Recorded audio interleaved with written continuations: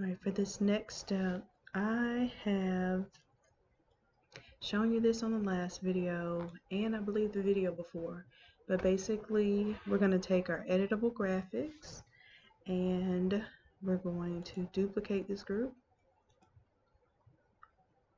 and we'll let it be called editable graphics copy for right now, and we're going to rename it merged graphics once we actually merge all these graphics. So we want to make sure everything is visible that we want to see, because once it's merged, it's basically a flat image. It looks like everything is visible. We'll go ahead and merge each of these. Let's see if there's a way to do it group wise. We're going to try this out. Let me see. No, because if we go to merge layers, it's going to merge all of these as one. So we'll just do what we got to do. Select one at a time. And when you merge it, it'll be saved as the same name. And that's why I say naming things is so very important. Let's go ahead and merge each of these. I'm going to turn off my editable graphics folder so that I'm not confused when I am moving things around. Merge that group.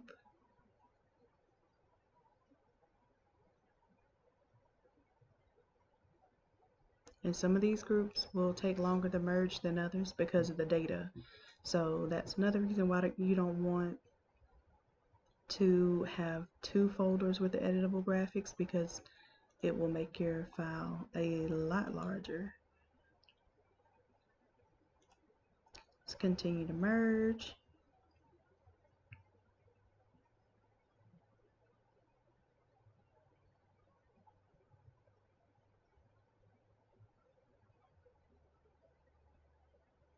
And although this file is the exact same as the sports one, I know sometimes creatively we're limited to what we are visually seeing. So I think what I'll do is I'll create both the last template that we did that was sports related and this one, and that you'll basically get both of those files as templates.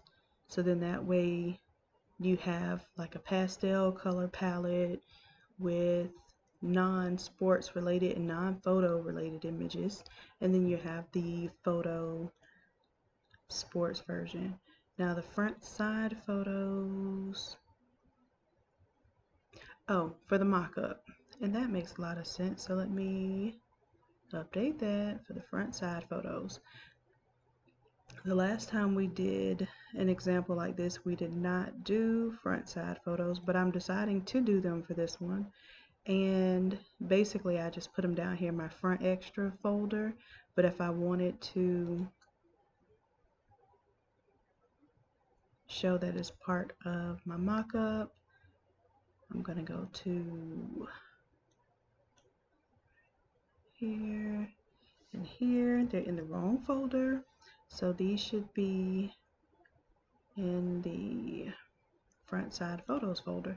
And this is important. I'm glad I'm making these mistakes, because what it's doing is allowing you all to see as well what needs to be in what order. So the front side photos are actually here and here, and then I also have this extra.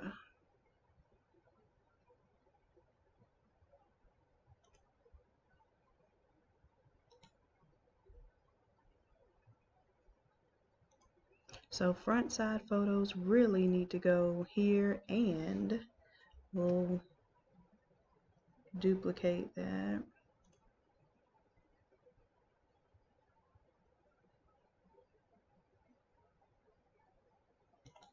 Delete these two.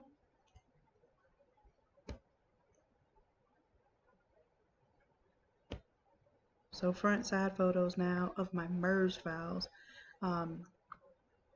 is empty. This whole folder is empty. And then if you notice, let me turn off my editable graphics. When I merged my socks that were ready to print, my front extra is over here now. So I'm just going to delete it off of that so that now my socks that are ready to print are only socks. And that was something I should have caught when I merged that sock layer. So my front side photos are actually here. I'm going to Alt drag a copy, and here I thought I was going to do this a lot more clean and without errors, and guess what?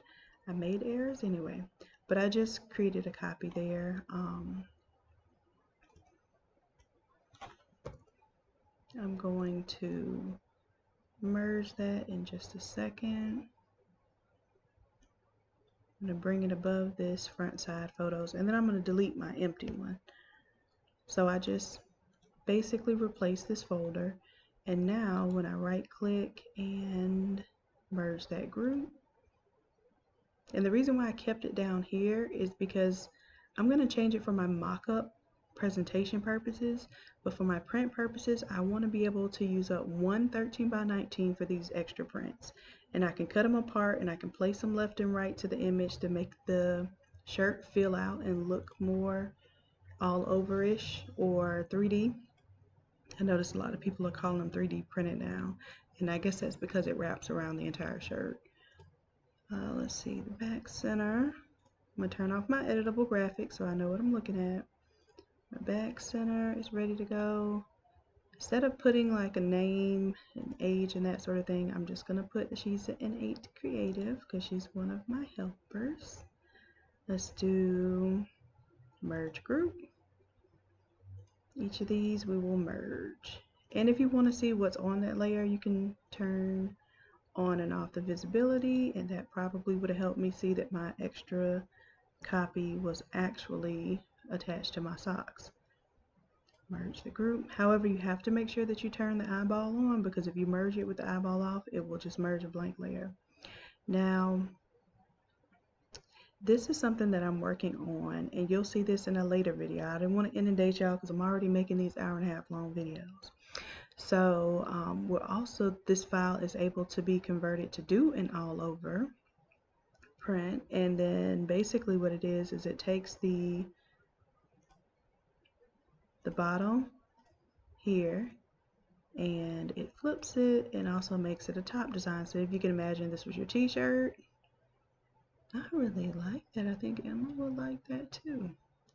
But basically we would be able to do this as a tiled graphic that would go all the way from sleeve to sleeve. If this was a long sleeve, that actually might work for like a toddler or a very small youth size shirt. But again, you just use your measurements, upload your image, and mock it up accordingly. So only thing is, and this is where I was talking about when you have your graphics and you rotate them, this isn't so bad because the shells can be pointed upside down, but you do notice that it does have different orientation here. And I think I'm going to go ahead and do that. I think I would rather do this one. We'll just merge it, and if we use it, we use it. If not, no worries. So I'm going to use this one on the t-shirt because we can make the t-shirt look all over, and then we're also going to make a jacket, but it's actually not going to be a hoodie. It's more of a cadet collar where the collar stands up and it zips up and down. And then we're going to take the hood sides and print around the cadet collar on the inside and the outside. So hopefully she'll get a chance to help me, and you all will get a chance to see what that looks like. All right, so the bottom, yes, let's go ahead and merge that. So that was one of the final steps. So it's no longer going to be called editable graphics. I've already cleared out my merged graphics folder. So I'm just going to steal this name. I'm going to double click on the text, Control A to select all, Control C to copy, and then I'm going to paste that name here. This folder is empty. I can turn my eyeball off and on. I can open it up. Now you may have to delete these images out of here because obviously you're going to have my merged graphics. I'm just leaving it there as a placeholder so you understand exactly how you're supposed to organize your data and organize your images. So now we have the merge graphics. Now we go from the merge graphics to the mockup only graphics. So we're going to take the merge graphics folder, right click, and duplicate. We have to scroll up. Duplicate that entire group. Not delete. I say this over and over again. I don't know why duplicate and delete are literally right next to one another. Photoshop should really do something about that. So it's going to be named copy just by default. We could rename it as we're creating it, but this gives me an excuse to manually rename it. So I'm going to drop down for my mock-up only. Do not print. Now, I told you I'm going to be mocking up a jacket with a cadet collar.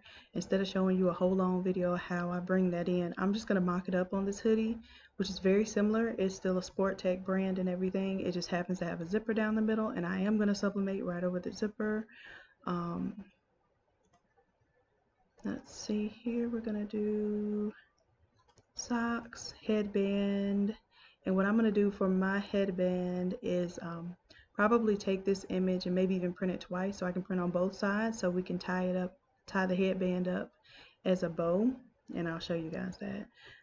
And then that way it'll be printed on both sides of the little flap. So we're gonna have fun with that. We might even do a ribbon or a ribbon bow. So whatever I do, I will make sure that I showcase for you, but we'll be able to use these elements here to sublimate the polyester ribbon, which if you have ever made like cheer bows, that's polyester ribbon, you can sublimate those. She'll probably want to go for a cheer bow before she goes for a headband, but maybe we'll even do both. So anyhow, like I said, you can use these templates however you see fit. Here's another idea.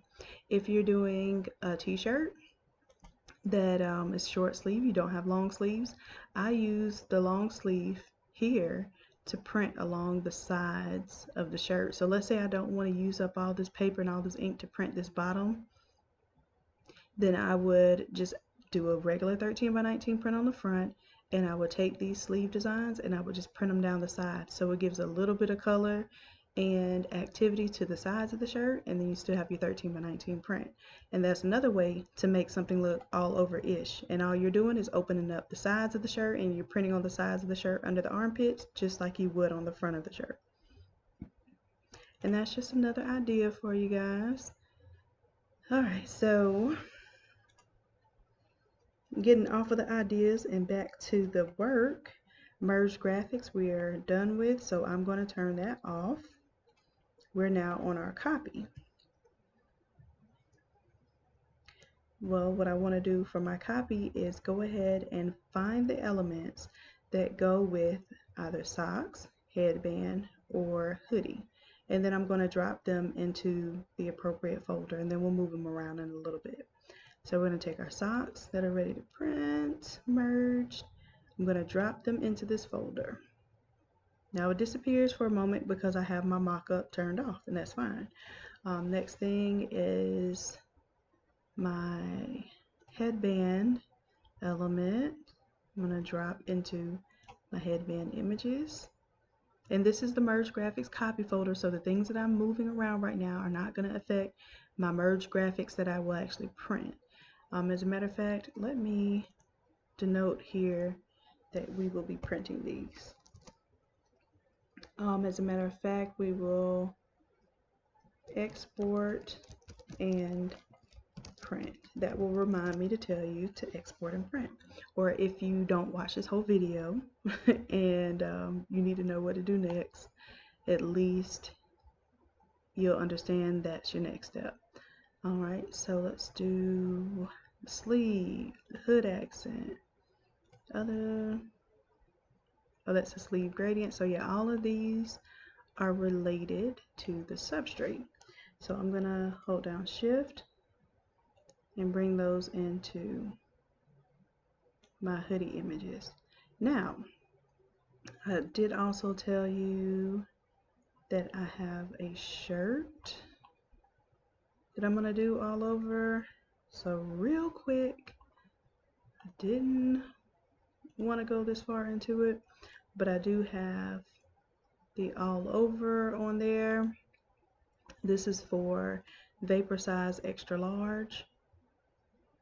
And I'm gonna do the mock-up for the t-shirt too, just real quick. It was probably not gonna be that quick. You know how my videos are. Let's see here. So for sock images, I'm gonna turn off the all over so y'all don't get distracted by that right now.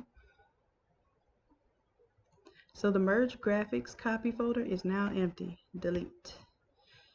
And just make sure it's empty. When you expand the folder, you'll see if it has stuff in it. If it has stuff in it, figure it out if you need it.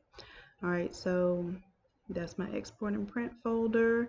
This is my mockup folder. I do not actually export and print anything until I get a full approval on the mockup. So although you may mock something up here, they may need something changed and you may have to redo your merge graphics. So this is fun stuff. When you get into this all over printing, it can get expensive with time and money. Alright, so I just turned on my mockup now, and because of the folders that I dropped them in, if you didn't move stuff around, it should be in the sock layer for the most part. If I turn this one off, I still see the one from last time. I'm going to leave it there just so you remember what the other template looks like. Let's see, for the headband image. Now the reason why you don't see it is because at this moment the headband image is clipped to this long headband. And if I were doing a ribbon, I might create, I'll do a whole nother template for that, just for doing cheer bows.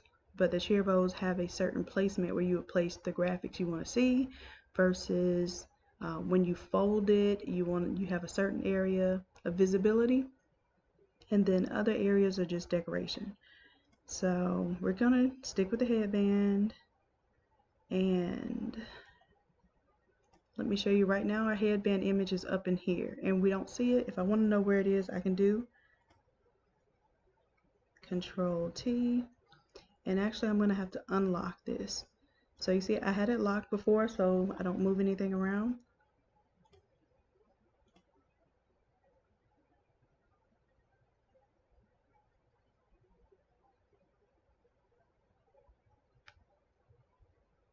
Alright, so I do have to unlock it, so be aware that you're not moving around the wrong stuff. So for the headband image, I can hit Control T just to see where it is, and it shows me that's where it is, that's the size of it. I'm not going to actually transform it though. The reason why is because whatever I put in my merged file to print, that's exactly the size and scale that it's going to print. So here's a tip. If I want to see what I'm working with, I can bring the headband above this folder for right now just so I can see what's on here, because I'm going to have to literally cut this out just like I would if I was using scissors, because I print this is 113 by 19. So I'm going to take the top part of this, Control X is to cut, Control V is to paste. If you don't remember those shortcuts, just go edit, cut, edit, paste. I'm going to take the headband image that I just pasted and put it right over that tiger's image. And for this one, we didn't put words on it. We were just going to do the image. Now I'm going to drag it into my headband images. So I'm going to call that the mermaid center. This is obviously the tiger center. And I'm going to turn tiger center off because I don't need it. And we'll call this one tiger left. And that was the purple from the tiger image. So tiger right. That way it just helps me with naming in the future. So matter of fact, whenever I create templates for you all, this makes me stay much more organized with my artwork because I have to practice what I preach. So thank you all for supporting me. It is helping me become a better artist as well. So now it's just called headband because that's what it was before. We're going to rename it to left and right. Alright, so just as if we were cutting this with scissors, I'm going to grab the top half of this and I'm going to come over, just overextending there, Control X because I'm cutting off from there, and then when I do Control V, it's going to paste it. Now, of course, the gradient's going the opposite way, so I'm going to do Control T to transform it. And I could literally rotate this. I'll show you a couple of ways. If I hold down the Shift key, it locks it at 45-degree intervals or 15-degree intervals. So when it says 0, that means it's exactly there. If I do Control Z or hit Escape, it doesn't save anything. So if I hit Control T and then I right click, I also have the option to rotate it 180 degrees, which is what we just did, or I can flip it horizontal. So I decided to flip it because that basically gives you your mirror image. And I'm holding down the space bar. It turns into this little pan hand that allows me to move my artboard around without moving the elements that I'm working on. Okay, so now it's on there, but it's not clipped to my headband. And the reason why is because it's not in the folder yet. So let's take, what is that? We're going to call that mermaid right. And then this one now, we're going to call mermaid left. And then we'll drag both of those. And it doesn't matter which order, because they don't really touch. However, if you have something where it touched, then you may want the mermaid center on top.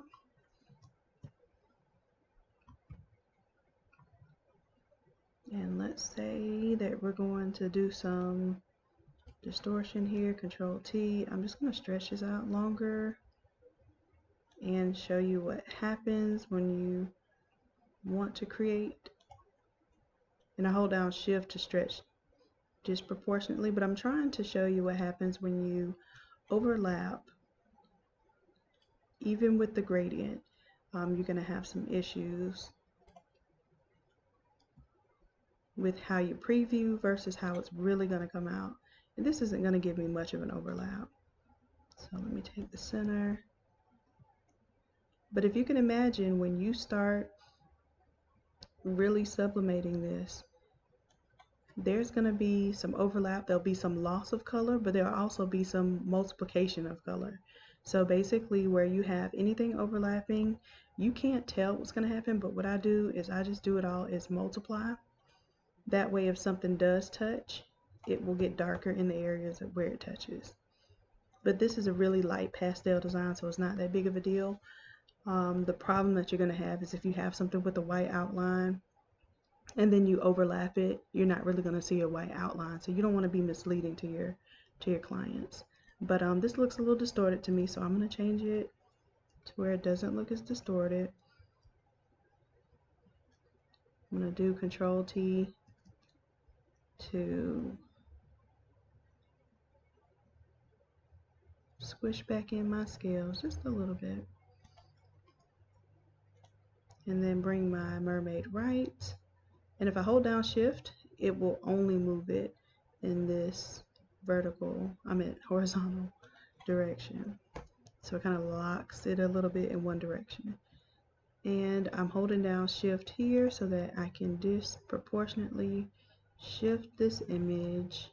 And it's a little stretched out anyway, but it was just extremely stretched out.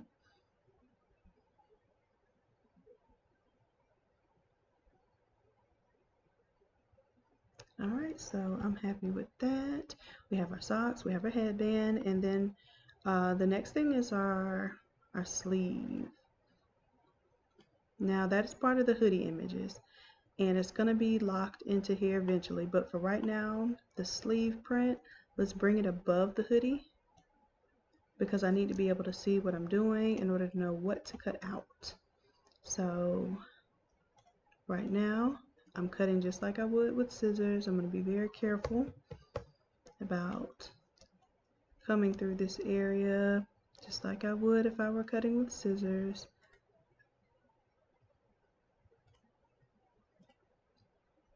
So you might want to space these out a little bit further from one another.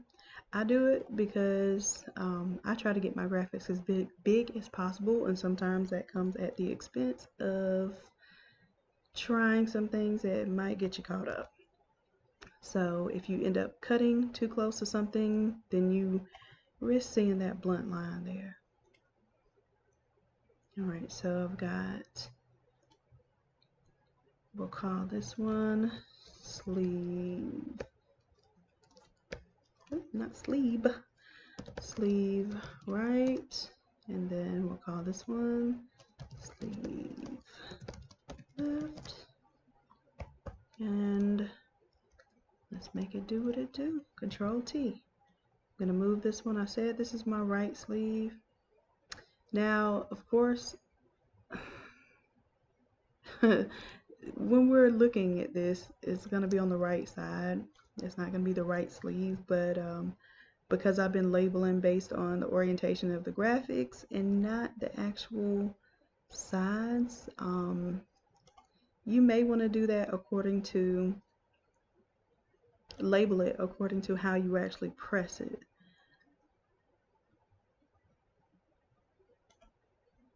And that's really important mostly when you do like left chest and right chest, is very particular about what goes on the left chest versus the right chest.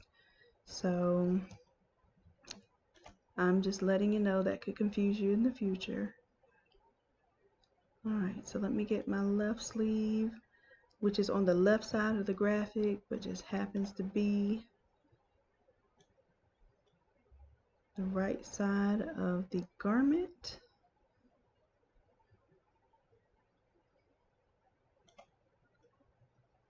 Alright, so I'm just arbitrarily rotating this to where it looks good to me. And then I want it to hang off a little bit because I want them to understand that this is going to get clipped and it's going to be a continuation of the image on the other side. Okay, so I got my left and right sleeve in place. I might bring this one up just a tad bit. And then if you leave the ones that were already there, it kind of helps you with placement. So I'm going to drag those now into my hoodie images, and it's going to clip it because it has a clipping mask on this hoodie. So now I can, and if I wanted to rename these mermaid or whatever, I could, but for this one I'm just going to take everything that's not mermaid, shift, I'm going to group that. Oh, it's locked, so let me unlock it. And again, just be careful about what you're doing while your layers are unlocked. I'm going to group that and just turn it off because I can kind of see where things are supposed to go now. So I'll name that Tiger Kitty Designs. And then we'll keep our mermaid on this top level. Okay, so we got our sleeves. Now another thing we had were sleeve gradients.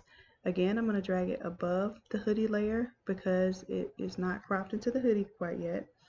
And I'm going to Control T, transform it, and turn it to where it is parallel with the edge of that sleeve right there.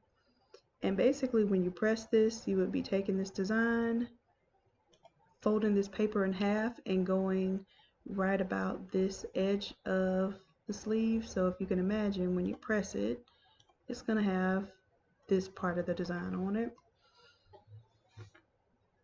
And then all we're going to do is, so we'll call this one the left sleeve. We'll call it left sleeve gradient.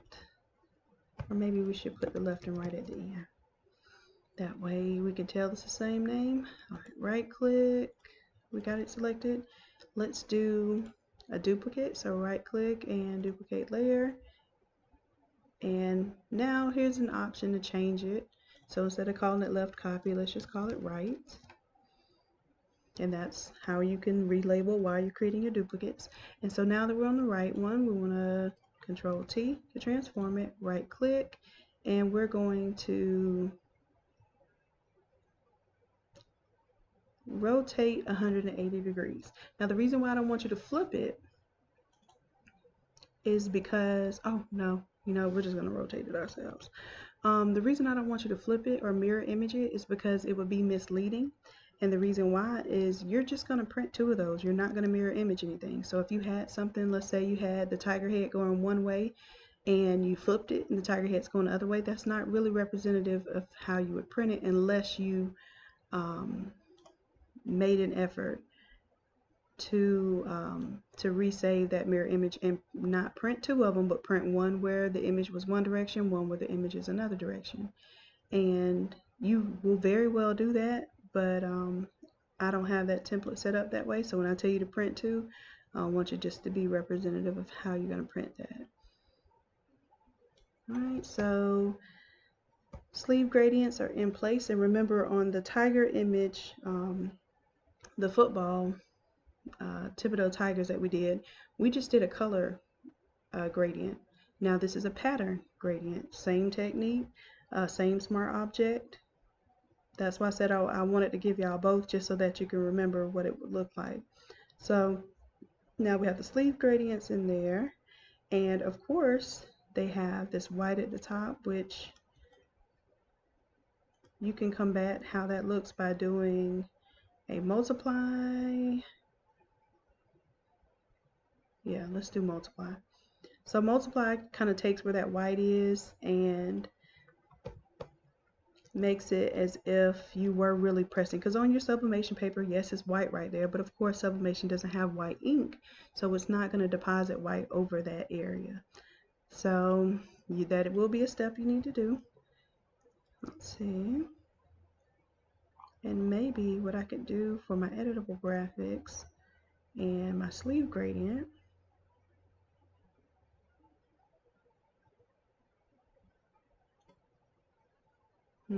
oh, I know why. Because I want this to show up, so it does show up white. I don't know, I may change it to where this could, it doesn't need to be clipped to this area. I'll tell you what, well, Alt, oh, I have to turn it back on. So I'm gonna make this easier in the future. I'm gonna take off the white, so you won't have to do multiply when you do this. So I'm gonna take off the white, and you see me troubleshooting in real time too. Let's take the magic wand, or I can just hold down Control and select my thumbnail, and it's gonna select, I'll show you what I'm doing. It selects that little 13 by 19 that I had. I'm gonna go to my sleeve gradient and do a layer mask. And then I can turn off that white layer. So from here on out, if this is transparent, it will also be transparent when you merge it. So we'll see how that works out for the future. All right, so back to the present. Let's turn off our editable graphics because we're still on our mock-up mode. And what were we on? We did our sleeve gradients, did our left and right sleeve. So the hood accent. Hood accent needs to be cut apart and trimmed. So we'll bring that above the hood. And I'm going to turn off this back layer right now, the back center, because all I would do is literally place my back center exactly where my front is, and then I just proof it by disabling the front, adding the back, and then pretty much the sleeves look the same. So that's all I do for that. If I can remember, I'll show you that. All right, but right now we're doing the hood accent, same old thing. We're going to cut like we would with scissors to separate the left and the right. Control X, Control V.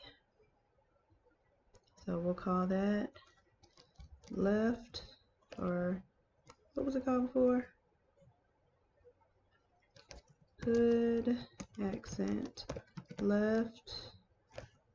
Let's see if I can keep my system. And then I'll name this one hood accent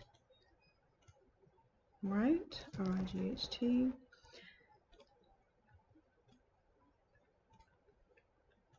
So the left one, obviously you wouldn't see too much because it's going to be caught up under this hood. But if you wanted to, because I did not prove this the last time, if you wanted to show that it would have something on the left and right, obviously it would be cut off here. So just do yourself a favor, go ahead and create an additional layer mask. And you don't have to be perfect with this. All I'm gonna do is just try to see where the front of this hood folds over, and then, well, let me show you the best way to do it. Select, deselect. We're going to actually select the piece that we want to show.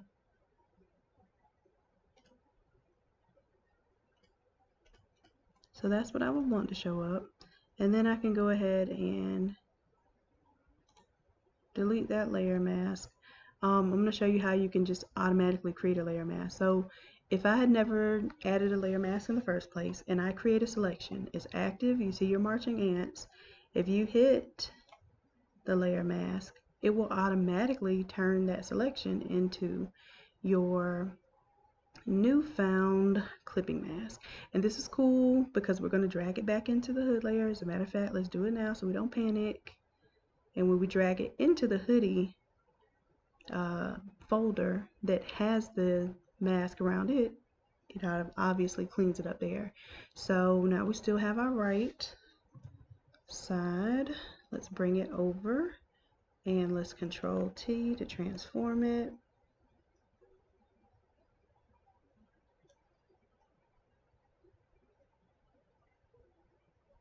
And that's how it's going to be. Let's hit enter, and it is really hard to get this thing like exactly lined up. I'm not even gonna lie, but of course I signed myself up for doing extras, so that's what I get. So I drop that in, and let's say that you felt like this should have been turned more the other way, right? You can move the image independent of the mask by selecting this link right here. It's going to unlink it. Now we're going to link it back when we're done because when we move one, we want it to move the other. But I'm just pretending like if my hood was folded the other way, it would go that direction.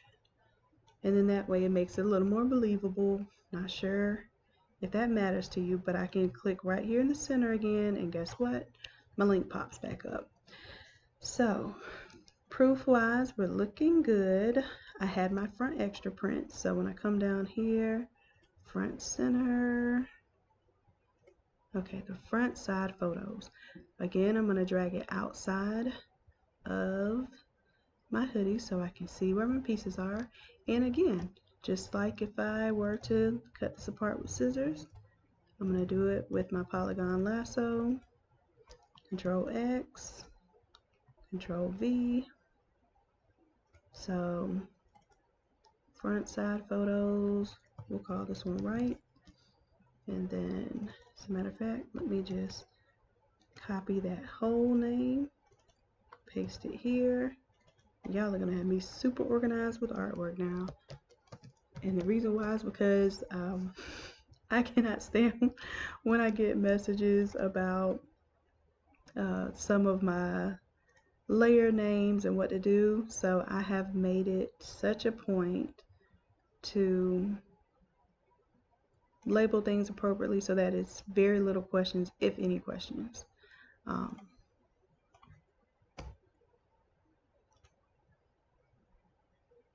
And I mean, that's a lesson that I've learned.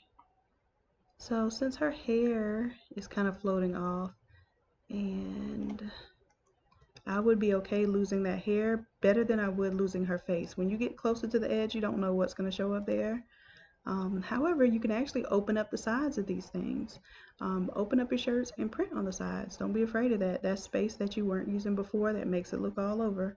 So if I had to, yes, I would open up that side and print on there, but I'm trying to do this all on one side and avoid that issue. But trust and believe, if I needed to, I would. Basically, to save that hair, I would rotate that shirt a little bit and let it wrap around. Now for the purpose of this preview, of course, it's not going to show that. Now do not resize anything here because how we merged it is exactly how it's going to print. So you want to make sure that all your characters were the same size before you merged and did any of that. And I feel like I'm not seeing my scales here for my bottom background. Now technically all I'm supposed to do is pull it up. Well, I guess I'm not seeing that much of a scale anyway, but I can pull it in and get a little more of the image. But the more that I'm overlapping my ladies here with my background image, I will have some multiplication effect of these elements. So I might take, I haven't pulled the ladies in yet, so let's take the front side images, the left and right. I'm going to place them right above my background, but I'm also going to put the multiply effect on it. And the reason why, now you can see when I have color underneath, it's not simply, I'll go back to normal. See, normal kind of blocks it out, but multiply gives you an understanding that, hey, these things are going to be touching, these colors are going to be overlapping, and I'm going to have some effect because of that, which is cool. I like it. The only problem is if you had something like maybe someone's face there, that would not be where a face would be. This is where you don't mind overlapping happening. So that is our front design. If I wanted to proof the back, I would literally turn off the visibility for the front, turn on the visibility for the back, and I will probably take off these side photos because I'm not going to print them again and press them on the back. But everything else will be the same. And of course they're going to see the front of the hoodie, but most people aren't used to getting high quality proofs. So this is a great upgrade for them. So if you really wanted to put the back of the hoodie on there, you could. Excuse me, I think I even saved it, but this file is huge enough as it is, and just don't overcomplicate it if you don't have to. So I am going to, just for right now, let's turn off my labels because I don't need them anymore. That's my proof. You could put another mermaid in the background and make it pretty and all that. I'm not going to do that because I don't want my file to be larger than it has to for you guys. But I will show you what you could do. If you take, matter of fact, if you just take the main image, and this is what people do quite a lot. So just take your merged image of, you can even take your mock-up image, and let's go to turn off the back, turn back on the front, and I'm gonna Alt. Oh, I just double clicked on it and it zoomed in. That was cool. Never done that before. Alt, front center, and just drag it all the way to the back. I'm gonna zoom out, Control minus. Now I'm gonna Control T because I'm gonna blow this up as big as my artboard. Even bigger than my artboard. And that's why you want high quality graphics too. And then what I'll do is make the opacity very light. I'm gonna have to do a knockout, and I'll show you in a second what that means. So Control T. That's the reason why I didn't do all these background images. Yeah, and then you can crop this down to just the edge of the sleeves when you do your proof. Make sure you put your name up there. You can take off Innate Lab or double click on that, and you can type in the name of your business or place your watermark, however you want to do. See, this alone is taking a long time to process, so I already know this is going to make my file large, but it does make an impact. Now, this would be gorgeous if we could print like this, but that's not happening. So on my mock-up, I already have the inside set for the hoodie, right? But what I want to do for my background is actually grab the outside of the hoodie. So I'm going to hit Control, click on that thumbnail here. So it selected the inside meat. I want to select inverse, and I'm going to go to my, I'm going to call this watermark background, and I'm going to add a layer mask. So what it did was it selected the outside image. You notice this is reverse here, and that's how you work with your layer mask. If I wanted to move my graphic independent of the mask. I'm going to show you the difference. So if I try to move this with the mask, there's my mask. I messed up. Control Z to undo that. I want to move it independently, so I'm going to unlink it temporarily. Control T to my graphics, and let's say it was a little too busy there and I wanted to not cover up her face so much. Show the seahorse a little bit better. There we go. And then that way when I crop it a little more towards the sleeve of the shirt, then I still get a good amount of image in there.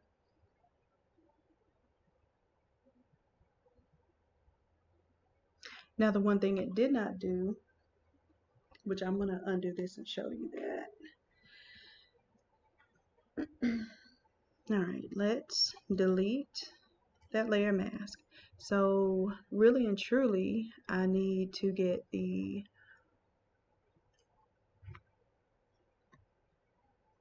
hoodie image, I need to get the headband, and I need to get the socks image, right?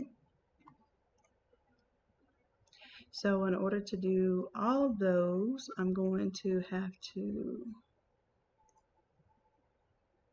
make sure that I have the add to selection.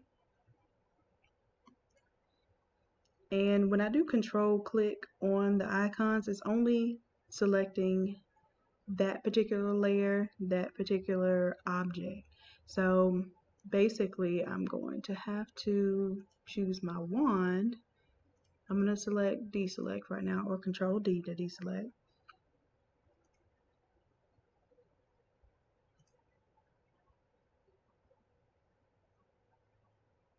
And I'm going to have to add to. See, this becomes a lot of extra work, you know that? Just to not see the watermark image. Alright, so we'll do control. We'll select the image there. I'm going to go ahead and select the inverse. Oh no, I won't select the inverse. What I'll do, I'm going to create a new layer. And I'm just going to fill my paint bucket.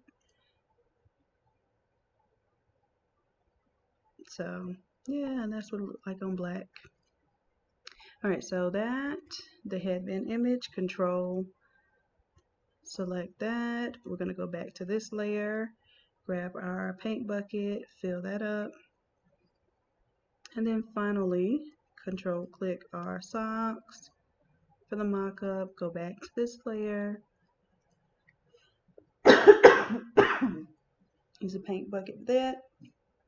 And maybe this will be a cool idea for changing this little all over concept, which I didn't plan on doing, but obviously we run into this all the time. Me putting stuff in the videos that I didn't plan on doing. And now of course I just have to show you all kind of other stuff.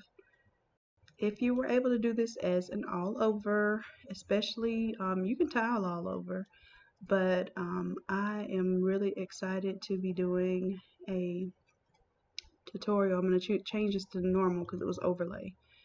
Oh my gosh, that is so cute. I sound like the kids now. Alright, now what the gradient is doing here is going all the way from the bottom all the way to the top there, and that's not necessarily our representation that we would want to go with. So if I wanted this to be more true of how this would work, geez Louise, Shannon, don't do it.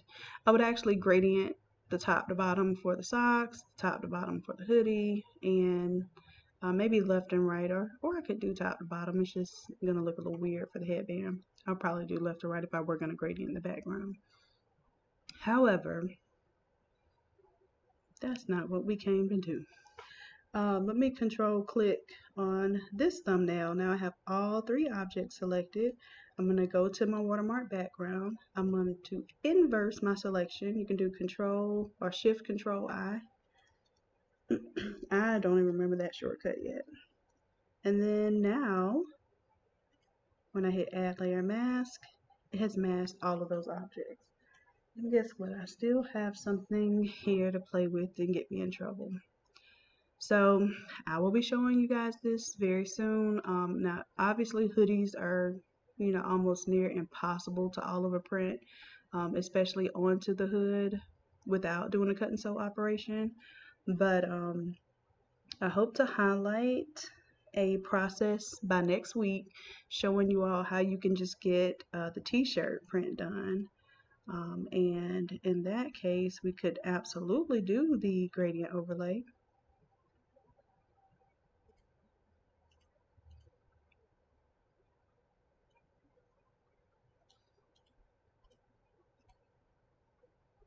And we could literally print it just as that, even with the long sleeves. It's just the longer the sleeves are, of course, the longer the paper is, and the price would go up for that. But I could print this just as is, and I can send this to the printer with the socks exactly like this, the headband exactly like this, and of course I would have a bleed on everything, and I would make sure I was using a real template, which I will show you later. But that is priceless. If you could press all this at one time and not tile all these pieces and have a non-white garment, you're definitely going to make sales there. That's going to be particularly popular for athletics, of course, your sports. Also, remembrance shirts are very popular for doing all over prints and birthdays. So this is right on the whole birthday tip. But I'll show you that next week, and then I'll show you how you can modify this very same template so that you have your all over look.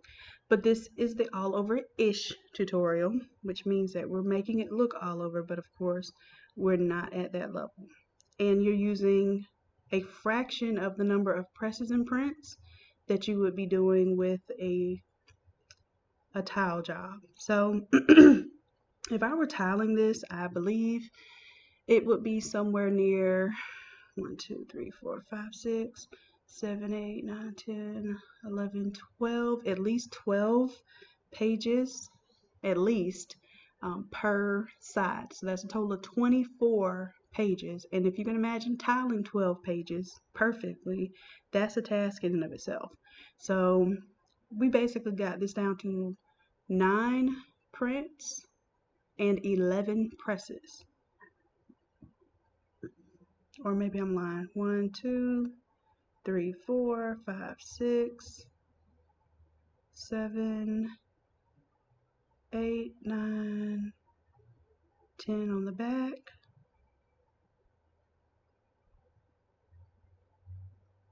I think that is 11 presses and 9 prints because we're getting a lot of these 2 pages. So yeah, huge difference there. And that's why we call it all over-ish, because it's not quite all over, but we're working our way towards that. Now for the mock-up, if something else we're missing, what's our side prints? Where are the side prints? Alright, so let's take our side prints. Oh, I just don't have them enabled. That's what it was. Because I was previewing the back of the shirt. Okay, so side prints up. We got our fin life on the hood. Our socks are there. If the background is a little too distracting, we can do a inner shadow just for the background area, and I'm going to change it normal and black. Bring that opacity up. So not inner shadow. Yeah, inner shadow was it.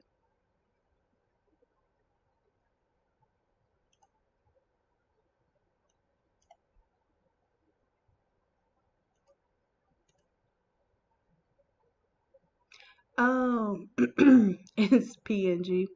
So it's putting the shadow like around the, yeah, that's not what I want. Let me undo that.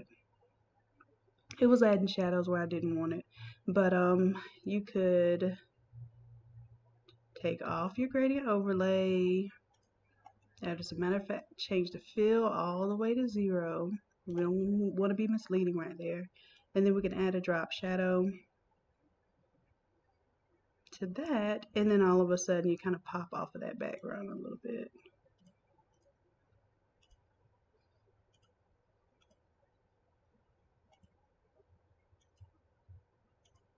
Makes it look a little more 3D. And that's it. Alright, so I think I'm done with that. I'm just going to sneak peek because I'm totally going to do this all over, especially now that I've seen the gradient. I'm really excited. But what I'm going to do is all over for the t-shirt because I'm going to send it off to have one big old print for the front and one big old print for the back. So in order to do that, I'm not going to do it on my mock-up layer. I'm actually going to do it my merge graphics. Well, I can do it with my mock-up layer. And the reason why I say that is because I'm not, well, I will send that to the printer too. I'm going to ask him to do my socks and my headband. Oh my gosh, if I don't have to print any of this and multi-press any of this, y'all are going to meet my new best friend. Alright, so right click, duplicate that group, and then I'm going to grab my extra large shirt from here. Now this is just extra. You're probably done for the night, but you know I'm always going to give you more than you asked for. Alright, so I just dropped this t-shirt template, and of course it has the bleed area and all. Now this is what's going to be important for your mock-up versus what you send to the printer. What you send to the customer is not going to show the bleed area. What you send to the printer better have a bleed area. Let's see here. I'm going to turn. Okay, so this is my copy here. I'm just going to delete the layer mask because everything that's in there is really where I want it to be.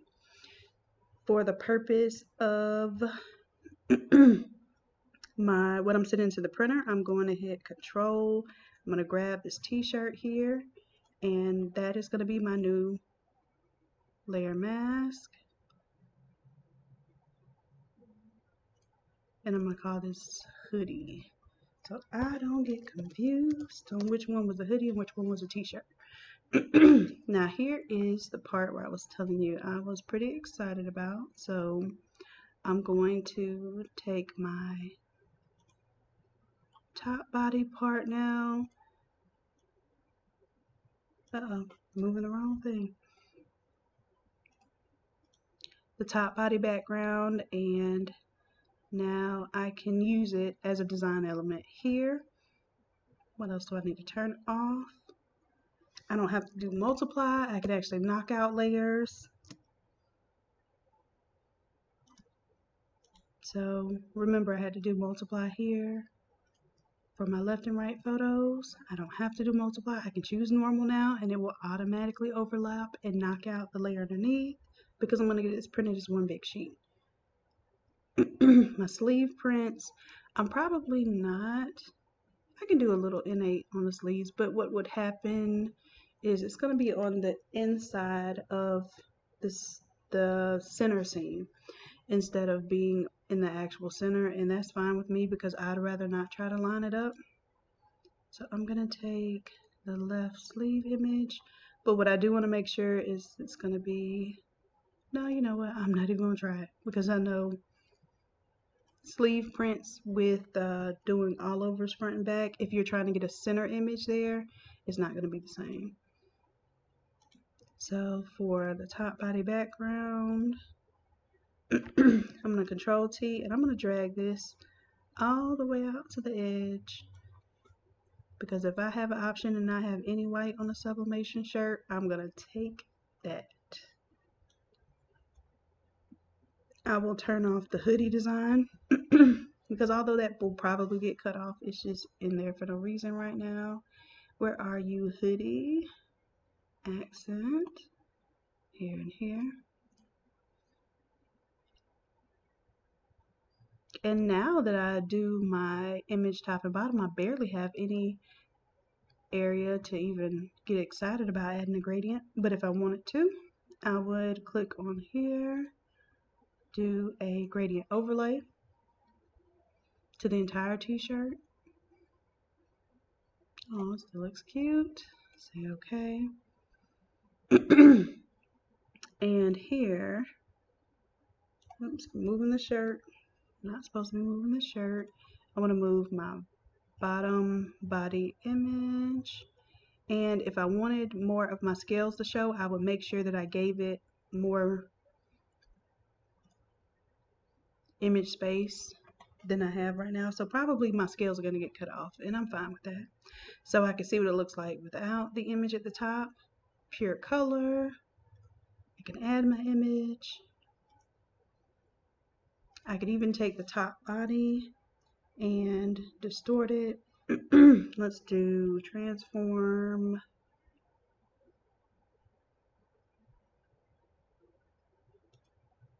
Let's do a warp. And I'm just curving it up so I can get a little bit of that color there.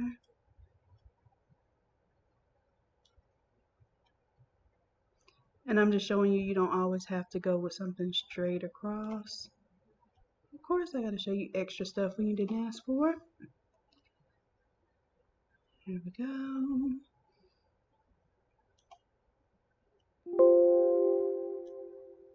Whatever you do, I like to do stuff that makes it look like you can't go to anybody else and get what I get. So, same mock-up. So this is going to be her t-shirt, and we're going to press this one together too. I'm so excited. It's nice when you find things to be excited about again. Now, for the mock-up, I actually wouldn't mock it up with this shirt, only because it's not really that visually appealing, because it doesn't have the gradients and everything in it, or the shadows of the shirt. But if I did want to, I would select the inside and outside of the shirt, and I'm holding down my shift key and just adding to this selection, because it has a very faint outline around this, which you'll see when you're working in this file. And I'm just getting rid of it by holding down the shift key, or you can also select the add to selection here, and I have my background selected, but this additional line is in here. So I'm just adding to it so that I can prove to the customer. And now you see that the hair might get cut off there, and there's some elements that are going to be cut off here. And of course, where the collar goes is going to come down.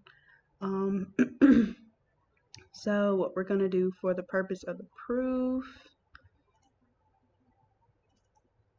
this is the shirt for, let's just call it t-shirt. So instead of me playing with my mask here, I'm going to go ahead and group this and create a new mask. But I have to do select inverse because I want to select the inside meat. And now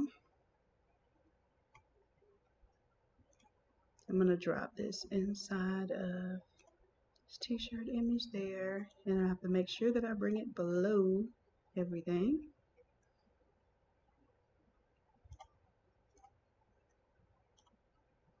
There we go. So I would definitely turn off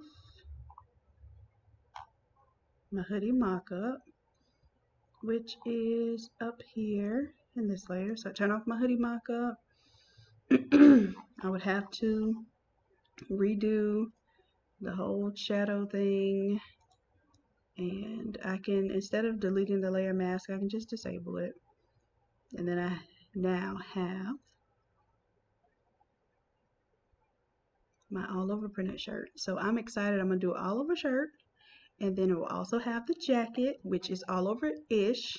Then she'll have socks and a headband, and I promise you this is gonna be a happy day. A long day, but a happy day. Okay, so if I was gonna reiterate anything, it would be that you want to disable this layer mask, so that you have the bleed area here. Make sure that you use the template for the appropriate size shirt. This is a men's extra large. Obviously, my little helper is not going to be a men's extra large, so I would modify this for the template, and I would literally go to Vapor Apparel templates, Google that, find the size you need, grab that shirt with the bleed area, and make your template work. Alright, loves, well, that is my alarm. I have several other things to do for today. I just wanted to get up extra early and show you guys. Is it?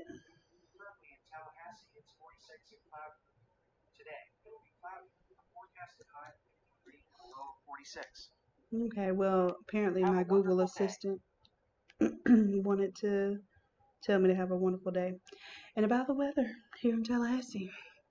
Alright, so I think this is going to conclude this video.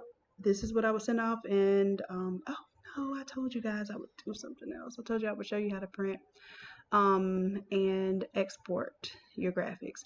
But if I were exporting this, literally if this was ready to go, although this is my mock-up, my mock-ups are not ready to go because I need a bleed line and all that stuff. If I were sending this to the offset printer,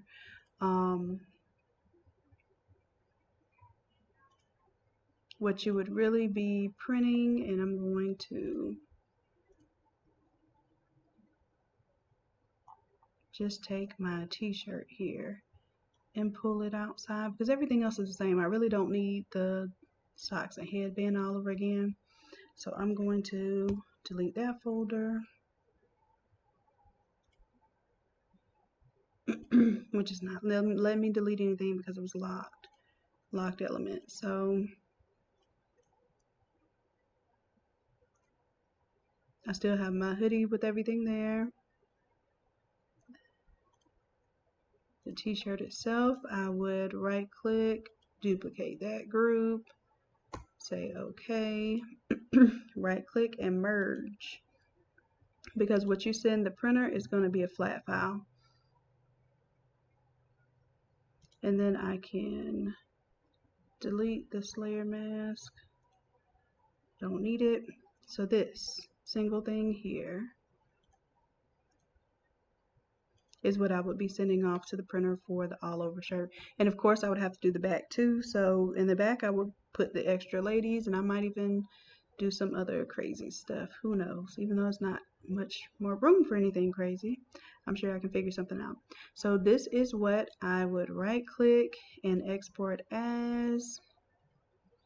Now I'm finding that when I export something as a PNG, that it is automatically making it 72 dots per inch, but then it's expanding the pixels, so it's making it twice as big as far as the image height and width. Now I'm having a problem with that because when I send it to the printer, it's not to scale, because to them it's going to print the shirt twice as large even though it's half of the resolution. That's not what I want. So when I select 1x here, I assume that it's going to do 1 times what I have in here exactly. But here I'm just going to do as JPEG. When I do it as JPEG, it doesn't seem to do that. PNG it does. And I don't know what other options I could do to not do that for PNG. I like to have the PNG option because if the printer needs to gang sheet anything, then maybe they could fit a piece of my pair of socks inside of here under the sleeve, and it would be easier if it were PNG. But when I figure that out, you all will be the first to know. But for right now, I'm going to export it as a JPEG.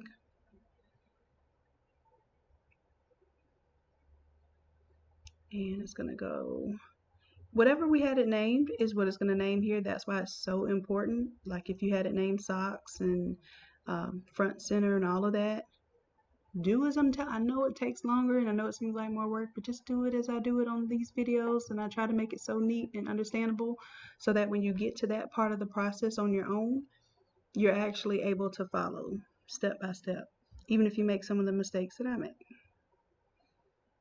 Alright, so if I were to go to my folder now,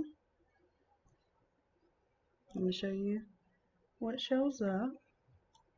Or maybe I'm not going to show you because this didn't want to do what it do. Alright, so that is my image. That's one that I sent off last week, so I'm excited to get that one back. And if you remember the original tutorial, I did the hoodie, and that's what the hoodie looked like.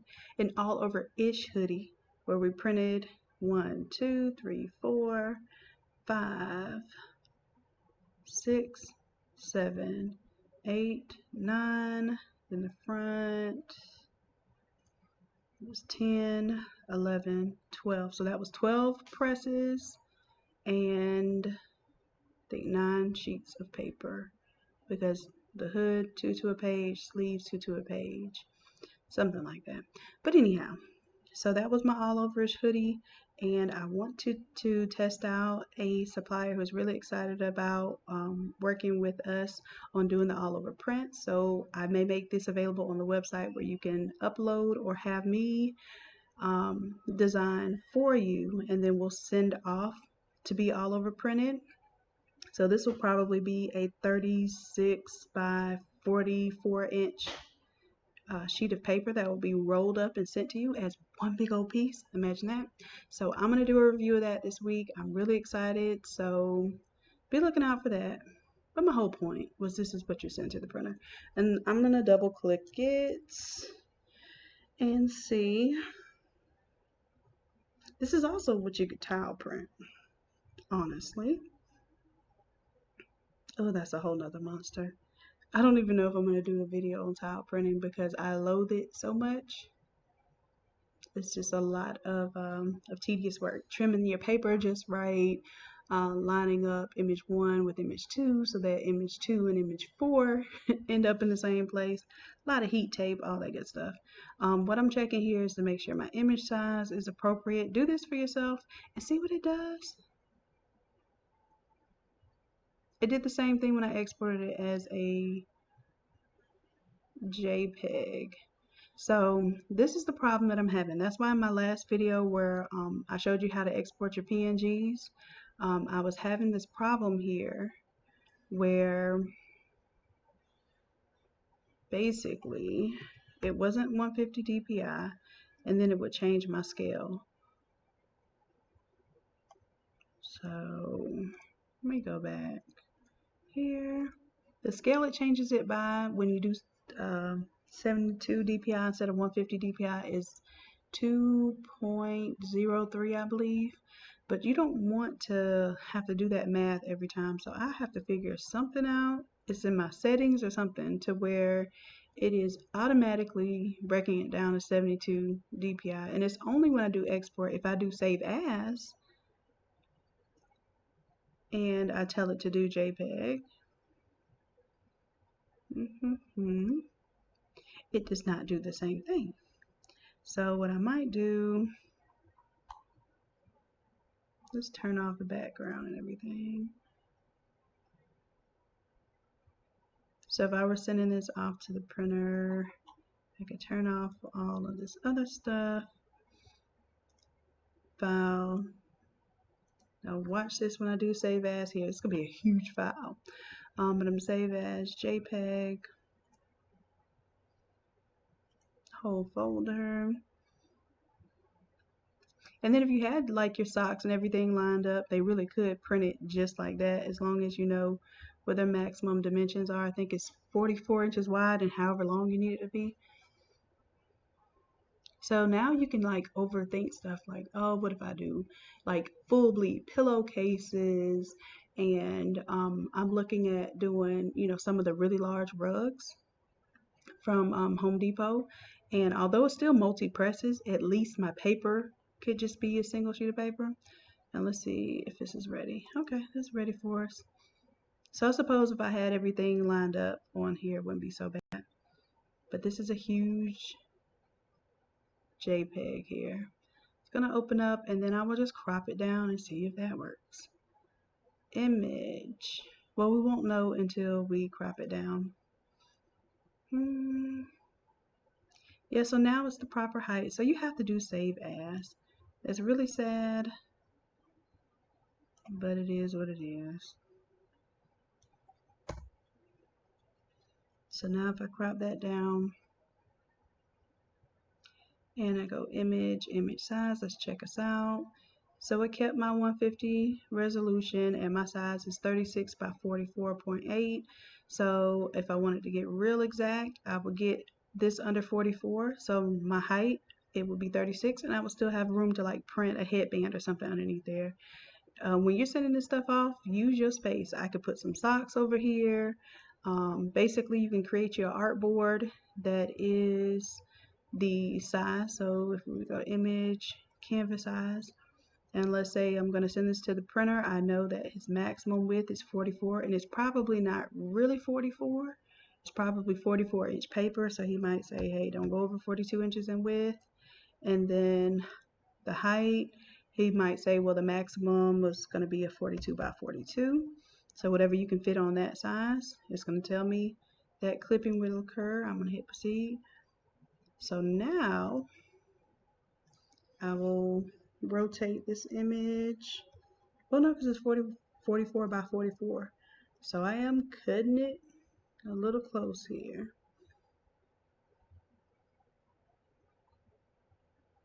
So he may have to do, let's see. Oh, I don't want to resize my image. Don't do that. Resize your canvas size. And let's say the width is 48. So let's say he tells you 42 by 48. I don't know, whatever the dimensions are. And I'm sure they'll let you know. That's why it costs more to print 2X's and 3X's, because you won't be able to fit them on the same thing. But now I can see I can fit my headband down here. I could even move. I can move, but do not resize your stuff. So I can put headband here. I can put socks there. And this can be the front for both of those things, and then I can send them the back for both of those things, and I think it's going to be somewhere around $15 for the full sheet printed. 15 bucks. Anyhow, so well, it's not, it is still pretty expensive, because if you're going to do the front and the back, then now that becomes a $30, $30 print. However, you'd also be able to add those socks and headband in there and upsell those things. So yeah, I'm going to work on how I can, I'm not going to save this stuff because I have to resize it for a little kid shirt. And of course a little kid shirt, I can virtually do that all over on a 13 by 19 printer for certain sizes. But I will figure that out, because essentially all I want you to do is, when you export and print, this is not going to be ideal, but let's say this is everything laid out that needed to be printed, not for all over, but all over-ish. So what I could do is take this and see if I try to export each of these, it's going to do that whole scale into 72. Let me see what my preferences, my export preferences are set to. And this is something I'm going to have to YouTube and research as where to export.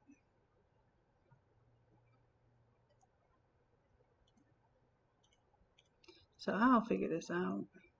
But there's something about it that is automatically resizing it to 72 dpi. And when I figure that out, then you'll be able to right click on this particular layer that's already a 13 by 19, right click and export it as, you can export it as a PNG or JPEG, and it should work accordingly. And see, even here where it's telling me these pixels, I don't want you to show me pixels. I want you to show me how many inches it is, so I can understand if it's the right size. So I thought I was doing it right because it's scaled at 100%, quality is 100%, and I thought it would export at 150 dpi, but it's not doing that. So I will do some research. I won't put y'all through it. Anyhow, so for right now, my suggestion is still to export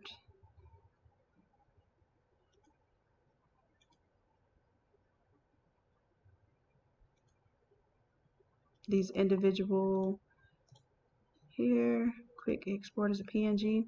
It's going to save it as sleeve gradient. Matter of fact, I might already have something called sleeve gradient in that folder.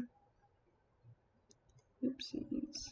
So then I'm going to open it up, and I know this is an extra step, but until I figure it out, this is just what it's going to be. Go to image, image size, and you know this was a 13 by 19, so just make your height 13 and resolution, change it back to 150, and see how it's pretty much the same image size. That's all I could tell you for right now until we figure out this whole resolution automatic change that it's doing. But each of those sections that we saved were 13 by 19, so you should be able to resize it 13 in one direction, whether it be the height or the width, depending on your orientation, and then change your resolution to 150 and just hit OK. Control S to save, or you can go File, Save, and now I can print this one. So when I send it to my printer, my Epson is going to say sleeve gradient, and I'll know that I'm printing my sleeve gradient.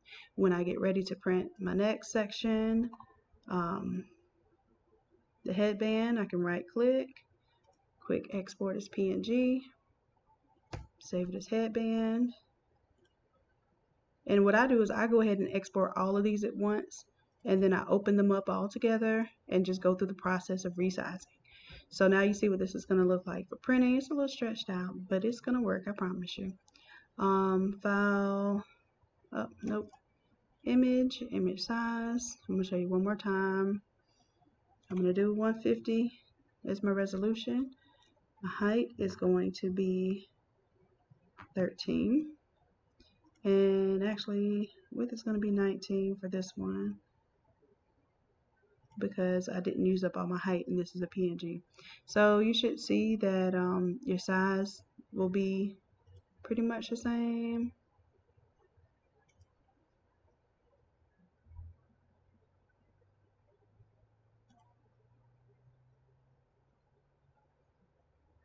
Yeah. Well, it's almost exactly changing it.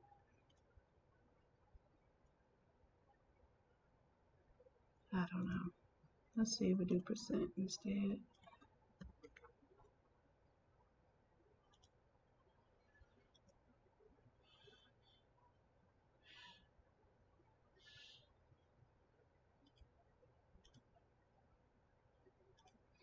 Yeah, so if I do 100% and then 150, it changed it accordingly. So this one is 18.72 by 12.3.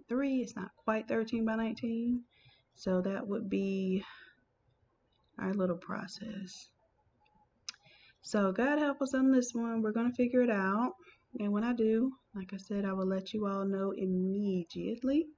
But I'm going to go ahead, save what I'm working on, close out of this, get on some other sublimation. Well, actually unrelated to sublimation today. We're doing some renovation stuff. So fun stuff. Appreciate you guys. I hope you learn something and apply something. Do something this weekend. Show me what you're working with. If you happen to post, tag me. I love to see what you all come up with. As always, peace and love, and I will check y'all soon.